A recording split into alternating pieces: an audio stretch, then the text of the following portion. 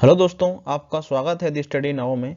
आज के वीडियो में हम यूरोप का फिजिकल मैप पढ़ेंगे। उसमें हम लोग ये देखेंगे कि यूरोप में कौन कौन से माउंटेन हैं, कौन कौन से पेनिनसुला हैं, आइलैंड हैं, कौन कौन सी रिवर हैं, कौन कौन से सी हैं।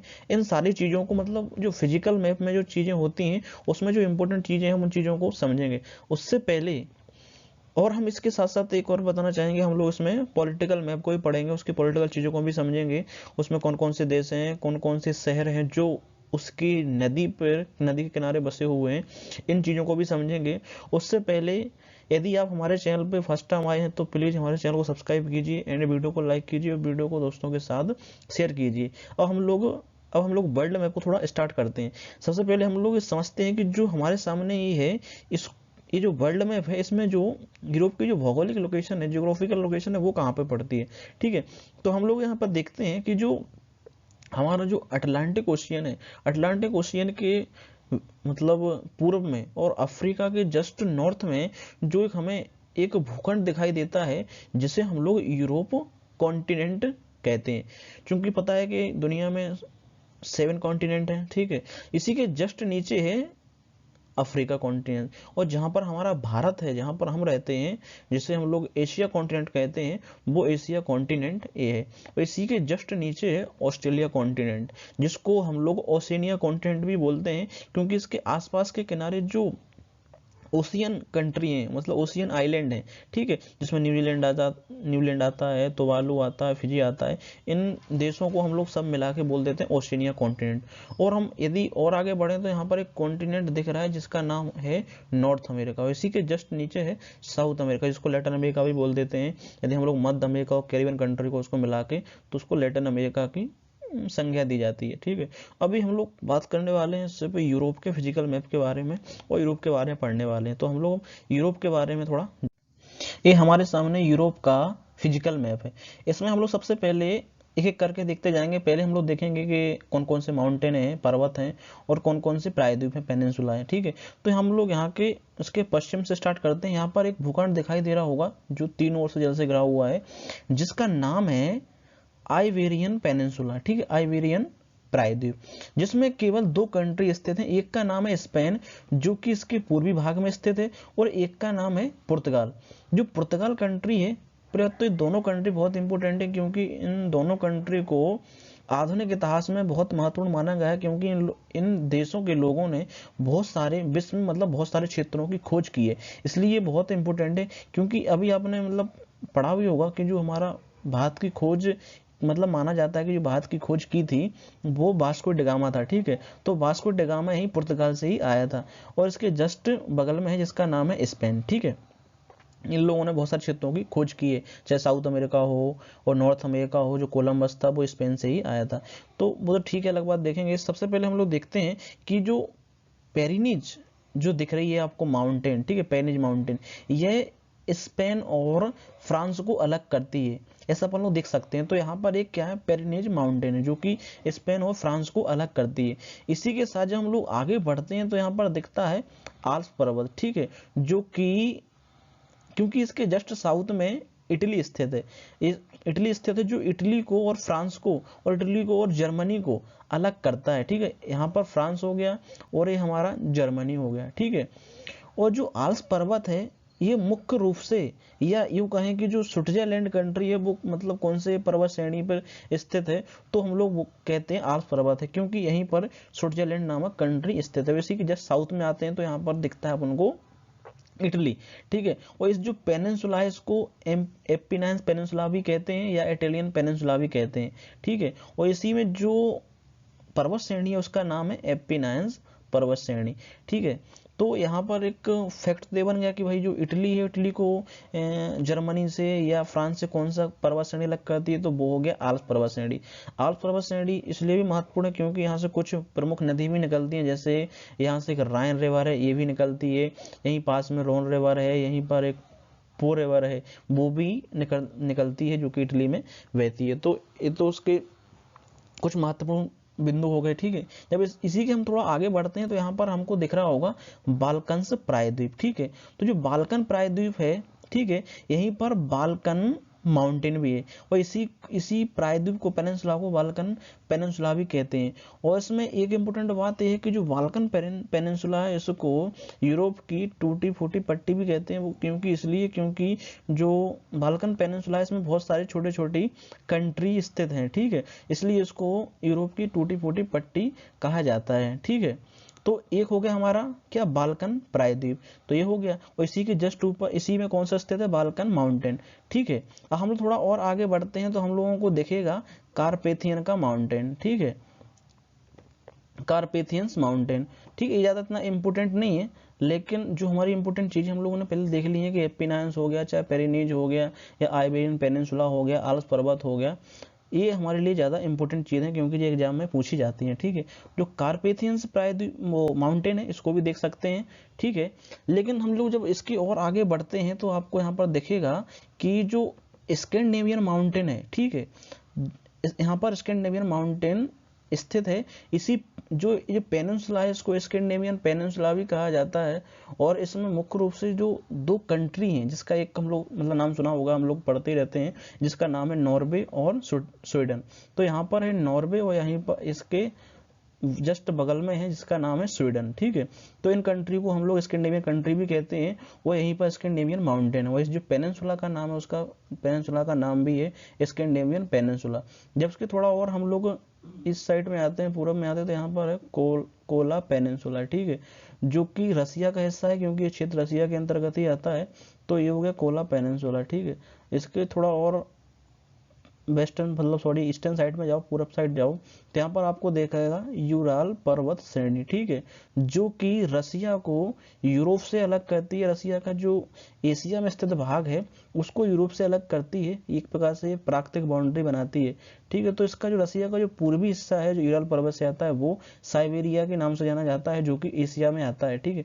लेकिन जो रसिया है वो एक यूरोपीय कंट्री है पॉलिटिकल रूप से, क्योंकि उसकी ज़्यादा जनसंख्या वहीं पर अधिवासित है और उसकी जो कैपिटल है वो यूरोप में ही आती है। तो ये तो अपन ने यूरल पर्वत श्रृंखला देख ली। लेकिन थोड़ा जब नीचे आते हैं तो यहाँ पर हमको दिखेगा कॉकेसस पर्वत श्रेणी। ये बहुत महत्वपूर्ण है क्योंकि जो कॉकेसस पर्वत श्रेणी है वो भी यूरोप को एशिया से अलग करती है। और लेकिन यहाँ पर जो इसका ये सबसे ऊंची चोटी है इसका नाम है एल्ब्रुस। वो यूरोप की सबसे ऊंची चोटी है जो कि 5642 मीटर ऊंची है, ठीक है। तो ये मतलब बहुत इंपॉर्टेंट फैक्ट है क्योंकि इसको एग्जाम में पूछा जाता है कि यूरोप में सबसे ऊंची चोटी कौन से पर्वत श्रेणी में स्थित है या उसका नाम क्या है। तो उसके लिए क्या है, एल्ब्रुस पर्वत है जो कि यूरोप का सबसे ऊंचा पर्वत है। और इसी के हम लोग आगे देखेंगे इसी के आगे हम लोग तो देखते हैं जिसका नाम है ब्लैक सी। इसी में आपको दिख रहा होगा क्रीमियन पेनिनसुला। इसका हिस्ट्री में बहुत रोल है क्योंकि इसके लिए क्रीमियन वॉर भी हुआ था। इस वॉर के नाम से भी जाना जाता है क्रीमियन वॉर, जिसका इस क्रीमियन वॉर का इटली के रीयूनिफिकेशन में बहुत सारा महत्वपूर्ण रोल रहा है। लेकिन खैर ये तो हिस्ट्री है, वो अपन लोग देखेंगे। यहाँ पर सिर्फ हम लोग सिर्फ उसकी फिजिकल चीज़ों के बारे में देखते हैं। तो हम लोगों ने अभी तक पेनिनसुला और माउंटेन को देख लिया है। हम लोग थोड़ा इसके मैदानों को भी देख लेते हैं कि जो एशिया जो यूरोप का जो ईस्ट यूरोपियन प्लेन है, ठीक है, जो उसका पूर्वी भाग में जो मैदानी क्षेत्र है, ठीक है, वो हो गया ईस्ट यूरोपियन प्लेन, ठीक है। हम लोगों ने इसको देख लिया। और एक बार इसके जो उत्तरी भाग में प्लेन है उसको कहा जाता है नॉर्थ यूरोपियन प्लेन। तो ये चीज़ें देख ली। और हम थोड़ा आइलैंड को भी देख लेते हैं। इसमें सबसे प्रमुख जो आइलैंड है वो आता है ब्रिटिश द्वीप समूह, ब्रिटिश आइलैंड। क्योंकि जो ब्रिटिश आइलैंड है, ठीक है, तो एक तो हो गया ब्रिटेन, ठीक है, एक आइलैंड का नाम है ब्रिटेन और एक हो गया आयरलैंड, लेकिन इन दोनों को मिला के कहा जाता है ब्रिटिश द्वीप समूह। अब यहाँ पर जब पॉलिटिकल रूप से हम लोग देखते हैं तो यहाँ पर हम लोगों ने सुना होगा यूके, इंग्लैंड या स्कॉटलैंड, वेल्स। तो ये सारी चीज़ें हम कंफ्यूज रहते हैं कि यूके में कौन कौन से देश आते हैं या कौन कौन से हैं। तो हम लोग एक और इंग्लैंड को यूके बोलते हैं या इनको अलग अलग करके कभी कभी देखते हैं। तो यहाँ पर सबसे पहले इंपॉर्टेंट बात है कि जो ये पूरा द्वीप है और इस द्वीप पे जो कंट्री स्थित है, इंग्लैंड हो, यहाँ पर इस क्षेत्र में इंग्लैंड स्थित है, ठीक है, यहाँ पर वेल्स है और यहाँ पर स्कॉटलैंड है। तो ये तीनों कंट्री ब्रिटेन के अंतर्गत आती हैं क्योंकि यहाँ पर इसका नाम क्या है, ब्रिटेन आइलैंड, ठीक है। और जो हमारा क्या बोलते हैं जो आयरलैंड है, तो जो आयरलैंड का जो उत्तरी भाग है, सिर्फ उत्तरी भाग नॉर्थ आयरलैंड, ये यूके के अंतर्गत आता है। यूके के अंतर्गत आ जाता है। यदि हम लोग वेल्स को, स्कॉटलैंड को और इंग्लैंड को मिला के उसके साथ हम लोग यदि नॉर्थ आयरलैंड को मिला दें तो बन जाता है यूके। यदि उसको छोड़ दें तो हम लोग सिर्फ ब्रिटेन बोलते हैं, जो कि ब्रिटेन एक आइलैंड है, ठीक है। तो ये हो गया यूके का, लेकिन इसकी बहुत बड़ी मतलब चर्चा इसके अगले वीडियो में देखेंगे। इसका सिर्फ यहाँ पर इतना समझो कि जो ब्रिटिश आइलैंड है, ब्रिटिश द्वीप समूह है, उसको इन दोनों को मिला के बोलते हैं ब्रिटेन हो गया, और एक हो गया आइलैंड, ठीक है। इसके जस्ट ऊपर में हम लोग देखते हैं, इसका नाम है आइसलैंड। तो आइसलैंड अपने आप में एक द्वीपीय कंट्री है, अपने आप एक द्वीप भी है और एक कंट्री है, जिसकी जो राजधानी है वो मतलब पूरी दुनिया की सबसे उत्तर में स्थित राजधानी कही जाती है, क्योंकि ये दुनिया में सबसे नॉर्थ में स्थित है, ठीक है। तो इसके लिए ए फैक्ट ये हो गया। हम लोगों ने अभी तक मतलब आइलैंड को देख लिया है, हम लोग थोड़ा इसके जो सागर हैं, ठीक है, सागर हैं या उसके चैनल हैं इंपॉर्टेंट, उनको थोड़ा देख लेते हैं। तो यहीं पर देख रहा होगा कि नॉर्थ सी, ठीक है, ये नॉर्थ सी है जो कि जर्मनी के यहाँ, क्योंकि जर्मनी के जस्ट ऊपर है और ब्रिटेन के इस साइड में, ठीक है। तो यहाँ पर नॉर्थ सी होगा, जो कि बहुत इंपॉर्टेंट है, मतलब क्वेश्चन आते रहते हैं, क्योंकि यहीं पर अभी थोड़ा हम देखें कि जो जर्मनी है, सॉरी फ्रांस है, और फ्रांस के और इंग्लैंड के बीच में यहाँ पर एक आपको वो दिख रहा होगा यहाँ पर, क्योंकि नाम नहीं है, मैं बता देता हूँ। इसका नाम है इंग्लिश चैनल। हम लोग बार बार सुनते हैं इंग्लिश चैनल में पार करने वाला पहला व्यक्ति कौन है, या भारत का पहला व्यक्ति कौन है जिसने इंग्लिश चैनल पार कर लिया है। तो वो इंग्लिश चैनल है, वो फ्रांस और ब्रिटेन के बीच में है। ये जो दिख रहा है ये इंग्लिश चैनल ही है, ठीक है। इसी के जस्ट यहीं पर एक जल संधि है जिसका नाम है डोवर जल संधि, ठीक है, जो कि नॉर्थ सी और इंग्लिश चैनल को आपस में जोड़ती है। इसका नाम है डोवर जल संधि, ठीक है। तो ये नॉर्थ सी हो गया अपना, और ये अपना इंग्लिश चैनल हो गया। इसकी जब थोड़ा हम लोग आगे बढ़ते हैं तो यहाँ पर आपको दिख रहा होगा बाल्टिक सागर, ठीक है, ये बाल्टिक सागर होगा। और इसी के नाम के मतलब जो बाल्टिक सागर है, इसी के नाम की वजह से हम लोग आगे देखेंगे कि यहाँ पर जो कंट्री है उनको बाल्कन कंट्री के नाम से भी, सॉरी बाल्टिक कंट्री के नाम से जाना जाता है, ठीक है। और यहाँ पर जो बाल्कन है, यहाँ पर बता ही दिया कि जो यहाँ पर कंट्री स्थित है उनको बाल्कन कंट्री के नाम से जाना जाता है। और हम लोग थोड़ा इसके बारे में और फैक्ट है, हम लोग थोड़ा आगे समझते हैं वीडियो में। यूरोप का पॉलिटिकल मैप है, इसको हम लोग पढ़ ही चुके हैं, कि मैंने बताया था कि यहाँ पर आइबेरियन प्रायद्वीप था, तो यहाँ पर दो कंट्रीज थे जिसका नाम है, एक स्पेन है, तो ये अपना स्पेन हो गया, और ये हो गया पुर्तगाल, ठीक है। स्पेन की जो राजधानी है, कैपिटल, उसका नाम है मैड्रिड, और जो पुर्तगाल है उसकी राजधानी है लिस्बन, ठीक है। और हम लोगों ने यहाँ भी देख लिया यूनाइटेड किंगडम, इसको भी समझ लिया यूके क्या है। तो इसकी जो राजधानी है उसका नाम क्या है, लंदन। और आयरलैंड है, इसकी राजधानी क्या है, डबलिन। और हम लोग नॉर्वे आते हैं, इन कंट्री को, नॉर्वे हो गया, स्वीडन हो गया, इसको कहा जाता है स्कैंडिनेवियन कंट्री। इनको हम लोग इसको देख लिया। डेनमार्क, ये डेनमार्क इसकी भौगोलिक लोकेशन है, ठीक है। यहाँ पर तो मतलब थोड़ा और बताना चाहूँगा कि जो अभी पढ़े थे हम लोगों ने बाल्टिक सी, और इसके पास में जिसकी जो इस साइड में पूरब में जो छोटी छोटी कंट्री हैं, इसको बाल्टिक कंट्री भी कहा जाता है, जिसमें एक तो है एस्टोनिया हो गया, ठीक है, एस्टोनिया और लाटविया और लिथुआनिया, इन जो तीन कंट्री हैं इनको बाल्टिक कंट्री के, सॉरी हाँ, बाल्टिक कंट्री के नाम से जाना जाता है। मतलब ये इंपॉर्टेंट फैक्ट है, ये बहुत मतलब परीक्षाओं में पूछा जाता है कि भाई बाल्टिक कंट्रियों में पूछा जाता है, और वैसे भी बहुत इंपॉर्टेंट है। तो तीन कंट्री आती है, इसका नाम है एस्टोनिया, और एक का नाम है लाटविया, एक का नाम है लिथुआनिया, ठीक है, ये पढ़ लिया।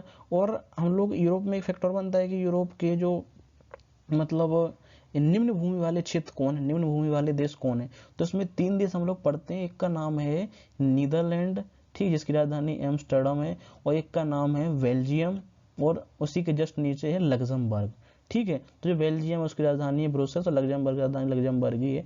तो ये जो तीन देश हैं इनको कहा जाता है निम्न भूमि वाले देश। और अभी हम लोगों ने यहाँ पर देखा था कि बाल्कन कंट्री के नाम से, कि बाल्कन को टूटी फूटी फट्टी कहा जाता है यूरोप की। यहाँ पर दिख रहा होगा बहुत छोटी छोटी कंट्री, यहाँ पर ग्रीस हो गया, मैसिडोनिया हो गया, सर्बिया हो गया, ऐसे बोस्निया हो गया। बोस्निया में तो अलग ही चीज चल रही है अभी हाल ही में, पता भी है, लेकिन इसके बारे में यदि चर्चा करेंगे टाइम मिलेगा तो। यहाँ पर एक अलग ही प्रकार संविधान है, यहाँ पर एक साथ तीन राष्ट्रपति नियुक्त होते हैं। इसी के जस्ट ऊपर दिख रहा होगा क्रोएशिया, स्लोवानिया। तो ये छोटे छोटे कंट्री हैं, इनको बाल्कन कंट्री कहा जाता है। तो यहाँ पर मतलब पहले साम्राज्य हुआ करता था, ये एक ही था। उसके बाद जो है मतलब अलग अलग नस्ल के कारण, अलग अलग उसके कारण जो है छोटे छोटे देश बन गए, ठीक है।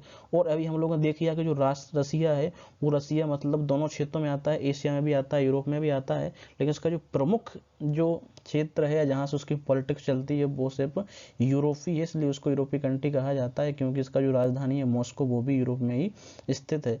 और जो यूरोपीय कंट्रियों की, जो यूरोपीय यूनियन है, इन लोगों की एक संघ बना हुआ है, उसके बारे में हम लोग चर्चा करेंगे अगले वीडियो में, क्योंकि वीडियो बहुत लंबा हो जाएगा, इसलिए हम लोग सिर्फ अभी सिर्फ उसकी थोड़ी छोटी चीज़ों के बारे में थोड़ा समझते हैं।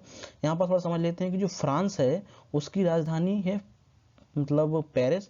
और ये जो फ्रांस हम लोगों ने पढ़ा था कि फ्रांस और स्पेन को अलग करने वाली जो पर्वत श्रेणी है जिसके बारे में हम लोगों ने पढ़ा था पेरिनीज, ठीक है। तो हम लोग थोड़ा फैक्ट पढ़ ही चुके हैं। इंग्लिश चैनल, यहाँ पर इंग्लिश चैनल है जो कि ब्रिटेन और फ्रांस के बीच में, इसको भी हम लोग पढ़ चुके हैं, ठीक है। और यहाँ पर कुछ सागर रह गए थे, इसको हम लोग पढ़ लेते हैं। इटली के जो बगल में है जिसका नाम है एड्रियाटिक सागर, यहाँ पर है एक एजियन सी ग्रीस के पास है, टर्की के बीच में है, और यहाँ पर अपना क्या है ब्लैक सी, ठीक है। और ज़्यादा इतना इम्पोर्टेंट नहीं है, को हम लोग देख लिया है। हाँ, यहाँ पर एक चीज़ इम्पोर्टेंट है कि एक यहाँ पर जलसंधि है, ठीक है, जो कि एशिया सॉरी यूरोप और अफ्रीका को अलग करती है। स्पेन के यहाँ जब नीचे आते हैं तो आप एक संधि को मिलेगी जिसका नाम है जिब्राल्टर जल संधि, जो कि स्पेन को सॉरी स्पेन नहीं छोड़ा मतलब स्पेन और मोरक्को के बीच में है। अफ्रीका का देश है मोरक्को और जो यूरोप का देश है स्पेन, लेकिन ये मुख्य रूप से यूरोप को और एशिया मतलब अफ्रीका को अलग करती है, और मेडिटेरियन सी अटलांटिक ओशियन है उसको जोड़ती है, ठीक है। तो यहाँ पर एक इंपॉर्टेंट चीज है, इसका नाम याद रखना है, जिसका नाम है जिब्राल्टर जल संधि, ठीक है। हमने बहुत सारी चीजें पढ़ ली हैं। इसके आगे हम लोग थोड़ा इसमें रिवर के बारे में और देख लेते हैं कि यूरोप में कौन कौन सी रिवर हैं, ठीक है। तो ये यूरोप का मतलब मैप है, जिसमें हम लोग सब रिवर को लिए हुए हैं, कौन कौन सी रिवर हैं। इसमें हम तो मतलब प्रमुख रिवर को देखेंगे कि कौन सी इंपोर्टेंट रिवर बेस्ड हम लोग पढ़ाई दिया है मैंने, कि एक राइन रिवर हो गई, या पो रिवर हो गई, या रोन रिवर हो गई, जो कि आल्प्स पर्वत से निकलती हैं।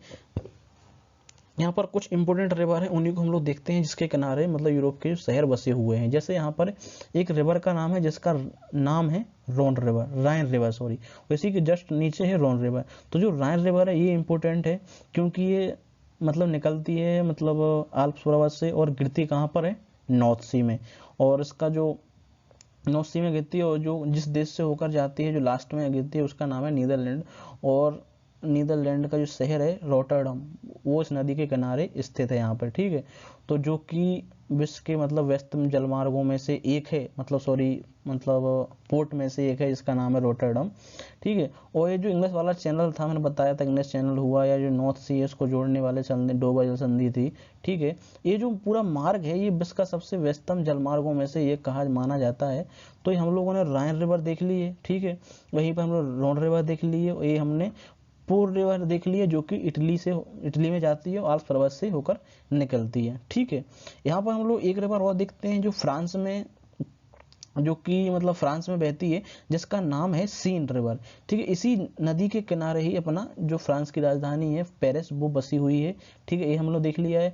और हम लोग थोड़ा इंग्लैंड में आते हैं, यहाँ पर एक नदी है थेम्स नदी, जिसके किनारे जो लंदन शहर है वो बसा हुआ है। आप लोग हर लोगों ने देखा होगा, मूवियों में आता ही है कि हर जो शुरुआत होती है तो मतलब ज़्यादातर उस ब्रिज से स्टार्ट होती है, जो लंदन का ब्रिज है, तो वो इस नदी के किनारे ही है, मतलब इस नदी पे ही बना हुआ है, ठीक है। तो ये देख ली है। और इसके अलावा तो मुझे कुछ लगता नहीं इम्पोर्टेंट है। यहाँ पे इसमें एक नदी इम्पोर्टेंट है, इसके हम अलग चर्चा करने वाले हैं, कि जिसका नाम है डैन्यूब रिवर, ये दिख रही होगी डैन्यूब रिवर, जो कि ब्लैक सी में गिरती है। इस नदी के मतलब इस नदी की खास बात यह है कि ये जो नदी है, इस नदी के किनारे यूरोप मतलब बहुत सारे देशों से होकर जाने वाली नदी एक तो ये हो गया, और इस नदी के किनारे मतलब 3-4 देशों की राजधानी मतलब बसी हुई है, चाहे जैसे हंगरी हो गया, ऑस्ट्रिया हो गया, सर्बिया हो गया, ठीक है। तो ये जो देश हैं इनकी जो राजधानी है, स्लोवाकिया हो गया, इनके किनारे जो राजधानी है इसके किनारे बसी हुई हैं। इसको हम लोग देखेंगे। और इसी के जस्ट हम लोग देखेंगे कि जो मतलब यूरोप के अंदर जो नदी है, एक का नाम है बोल्गा नदी जो कि रसिया में बहती है, और एक का नाम है डॉन नदी, ठीक है, जो भी रसिया में बहती है, और एक का नाम है नीपर नदी, ठीक है, जो यूक्रेन और इसके जस्ट ऊपर है बेलारूस, वो यहाँ से बहती हुई जाती है, और जो हमारा ब्लैक सी है इसमें गिरती है। ये तो चीज़ ठीक है, लेकिन यहाँ पर सिर्फ इम्पोर्टेंट यदि नदी को देखा जाए तो वो आती है डेन्यूब रिवर, क्योंकि यहाँ से क्वेश्चन बनता है कि जो डेन्यूब रिवर है इसके किनारे कई देशों की जो राजधानियां बसी हुई हैं, तो उसको हम थोड़ा अलग से समझते हैं और राइन रिवर को भी देखते हैं। इसमें यहाँ पर सब 3-4 नदी जो है इंपॉर्टेंट है, राइन रिवर हो गया, डेन्यूब रिवर हो गया, और सीन रिवर हो गया, और थेम्स रिवर हो गया, ठीक है। और वोल्गा रिवर का ऐसा है कि हम लोग यूरोप की सबसे बड़ी नदियों में से एक है, और डॉन रिवर ये भी मुख्य रूप से आती है, लेकिन वोल्गा ज़्यादा इंपॉर्टेंट है। मतलब 3-4 नदी जो कुल मिला के इसमें इंपॉर्टेंट हमको दिखती हैं, ठीक है। हम लोग डेन्यूब रिवर के बारे में थोड़ा स्पेशली बात करने वाले हैं। अब हम लोग यहाँ पर देखेंगे कि जो डेन्यूब रिवर है वो मतलब कौन कौन सी कंट्री से होकर जाती है। तो सबसे पहले तो यहाँ पर देखते हैं कि जो अपनी जर्मनी है, जर्मनी से होकर तो ये जाती है, ठीक है। जर्मनी का शहर भी ये दिखा होगा यहाँ पर, म्यूनिख है, ठीक है। तो ये जो डेन्यूब रिवर है यहाँ से होकर जाती हुई और ब्लैक सी में गिर जाती है। तो यहाँ पर सबसे पहले जो इम्पोर्टेंट चीज़ है वो यहाँ पर है कि जो ऑस्ट्रिया की राजधानी है वियना, वो इस समुद्र, उस नदी के किनारे बसी हुई है। इससे क्या है, जब हम लोग आगे बढ़ते हैं तो यहाँ पर आपको देखेगा जो हंगरी की राजधानी है बुडापेस्ट, ठीक है, वो इसके किनारे बसी हुई है। और ब्रातिस्लावा वो भी इसके किनारे हैं, जो कि स्लोवाकिया, ठीक है, स्लोवाकिया की मतलब कैपिटल है। और जब हम लोग थोड़ा इसके आगे आते हैं तो सर्बिया की राजधानी है जिसका नाम है बेलग्रेड, ठीक है, वो भी इसके किनारे है। तो मतलब 3-4 देशों की राजधानी हम लोग देख लिए इसके किनारे बसी, और भी इसके किनारे शहर है, लेकिन इंपॉर्टेंट है ये वेना, बेलग्रेड और बुडापेस्ट और ब्रातिस्लावा, ठीक है। और फिर ये आगे जाके सर्बिया से होके आगे जाके बुल्गारिया में से और ये ब्लैक सी में गिर जाती है, ठीक है। तो यहाँ हम लोगों ने देख लिया कि ब्लैक सी में गिर गई है। तो ये नदी इंपॉर्टेंट है, इसमें जो फैक्ट है हम लोगों ने देख लिए। इसी के साथ साथ एक जो नदी है जिसका नाम है, अभी हम लोगों ने पढ़ भी चुके हैं, राइन रिवर, जो कि आल्प्स पर्वत से होकर निकलती है और स्विट्जरलैंड के आल्प्स पर्वत से, और स्विट्जरलैंड में एक जगह है जिसका नाम है बेसिल नामक शहर है, वहां से होकर निकलती है आल्प्स पर्वत श्रेणियों से। और ये फ्रांस और जो ऑस्ट्रिया है, ठीक है, ऑस्ट्रिया हो गया, फ्रांस हो गया, इसकी सीमा पे बहती हुई आगे जाती हुई जर्मनी से होती हुई, जर्मनी के शहर इसका नाम है कोलोन, कोलोन वो भी शहर इस नदी के किनारे बसा हुआ है, और आगे जाकर ये नीदरलैंड में से होके और नॉर्थ सी में गिर जाती है, ठीक है, ये इसका मुहाना है। और इस नदी के किनारे जो नीदरलैंड है, नीदरलैंड का एक शहर है, इसका नाम है रोटरडम, जो एक पोर्ट सिटी है। वो मैं बता चुका हूँ पहले कि दुनिया के सबसे मतलब जो व्यस्तम पोर्ट है उनमें से एक है, वो रोटरडम इसके किनारे बसा हुआ है, ठीक है। तो हम लोगों ने देख लिया है कि मतलब ज़्यादा चीज़ों को हम लोगों ने इसमें कवर कर लिया, चाहे बेल्जियम हो, चाहे नीदरलैंड हो, लग्जमबर्ग हो, लोगों ने पढ़ ही लिया है। 3 कंट्री इसको निम्न भूमि वाले देश भी कहा जाता है यूरोप के, ठीक है। तो इन दोनों 3 देशों को देख लिया, डेन्यूब रिवर को देख लिया और राइन रिवर को देख लिया, यही इंपॉर्टेंट इसमें चीज़ें थी। और आगे हम लोग देखते हैं, ये यूरोप का फिजिकल मैप है, इसको हम लोग चूंकि देख चुके हैं पहले, सारी चीज़ों को पढ़ चुके हैं। इसमें कुछ यदि फैक्ट होंगे तो उनको हम देख लेते हैं, लेकिन ज़्यादा चीज़ों को हम लोग देख चुके हैं यूरोप में कौन कौन सी थी। लेकिन इसमें कुछ 1-2 फैक्ट मुझे याद आ रहा है। यहाँ पर एक आपको दिख रहा होगा वेटिकन सिटी, आप लोगों ने पढ़ा भी होगा, जिसका हम लोग बोलते हैं कि विश्व की सबसे छोटी सिटी वेटिकन सिटी है, ठीक है, सबसे छोटा देश वेटिकन सिटी है। तो यहीं पर जो इटली है, इटली की जो राजधानी है इसका नाम है रोम। तो जो रोम है उसी के अंतर्गत या उसी में स्थित है, जिसका नाम है वेटिकन सिटी, जो कि वर्ल्ड की सबसे छोटी कंट्रियों में से एक है, सबसे छोटी कंट्री मानी जाती है, ठीक है। उसी हम लोग थोड़ा देख लेते हैं यहाँ पर जो ग्रीस है, ठीक है, जिसको प्राचीन समय में यूनान भी कहा जाता था, जिसकी राजधानी है एथेंस। यहीं से ओलंपिक गेमों की शुरुआत हुई थी, चाहे जो आधुनिक ओलंपिक गेम हो या प्राचीन ओलंपिक गेम हो, वो यहीं से उसकी शुरुआत हुई थी। और यहाँ पर एक चीज़ हम लोग और देख लेते हैं, हम रसिया के बारे में देख चुके हैं कि रसिया मतलब जो यूरोपीय कंट्री है जिसका विस्तार एशिया में है। यहीं पर एक कंट्री है जिसका नाम है टर्की, और जो कि एशिया की कंट्री है, लेकिन उसका विस्तार यूरोप में, इसका जो कुछ भाग है जो यूरोप में स्थित है। इसकी एक सिटी है जिसका नाम है इस्तांबुल, वो यूरोप में स्थित है। और उसका जो ये इतना एरिया है ये यूरोप में स्थित है, जो कि एक बास्पोरस जल संधि है जो इसके टर्की के हिस्से को एशिया से अलग करती है, ठीक है, टर्की से अलग करती है। टर्की की राजधानी अंकारा है, लेकिन ये टर्की कंट्री है वो पूरी तरह से मतलब एशिया कंट्री है इसका, लेकिन विस्तार यूरोप में है, ठीक है। तो हम लोगों ने पढ़ ही लिया है। और यहाँ पर एक चीज़ और है, जो इस्तांबुल शहर है इसी को मतलब कुस्तुनतुनिया के नाम से भी जाना जाता था। आप लोगों ने पढ़ा होगा कि जो कुस्तुनतुनिया शहर है, इस पे कब्जा हो जाने के पश्चात, मतलब उसका जो टर्की था, वो ओटोमन साम्राज्य था, उसका मतलब यहाँ पर कब्जा हो जाने के पश्चात उसी के बाद यूरोपीय कंट्री मतलब एशिया में नहीं आ सके, व्यापार नहीं हो सका। उसी के बाद जो पूर्वी सॉरी वेस्टर्न जो यूरोप थे, वहाँ के देश थे, चाहे वो स्पेन हो, पुर्तगाल हो, वो फिर बाहर निकले और उन लोगों ने विश्व के अलग अलग क्षेत्रों की खोज की। मतलब भारत के चक्कर में, भारत की खोज करने के चक्कर में वास्को ड गामा निकला, ठीक है, और उसने बाद में भारत पहुंचा, ठीक है। तो ये सारी चीज़ें थी, इन चीज़ों को हमने देख लिया है। आई थिंक हम इस वीडियो में ज़्यादातर फैक्ट को कवर कर चुके हैं। कुछ यदि फैक्ट बाकी हो या किस में कुछ गलती हो गई हो तो प्लीज़ हमारे कमेंट में बताइए, कमेंट कीजिए। और वीडियो यदि आपको पसंद आया हो तो प्लीज़ वीडियो को लाइक कीजिए और दोस्तों के साथ वीडियो को शेयर कीजिए और चैनल को प्लीज़ सब्सक्राइब कर लीजिए, ताकि आने वाले समय भी यदि नई नई वीडियो आए तो आप तक पहुंच जाएं। और बेल आइकन को भी ज़रूर प्रेस कीजिए, ठीक है। अब मिलते हैं नेक्स्ट वीडियो में।